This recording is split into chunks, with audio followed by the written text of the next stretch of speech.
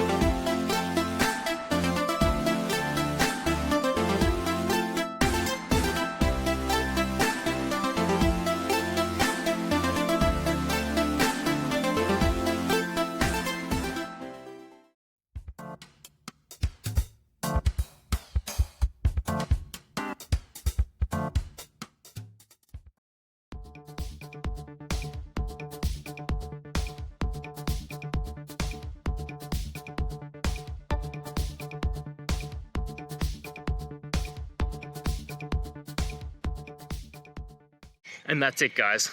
I hope that video helped find the resolution you're looking for. If it did, please, I'd appreciate it if you could hit subscribe. Until the next time you need more technical help, I hope you have a good one. Cheers.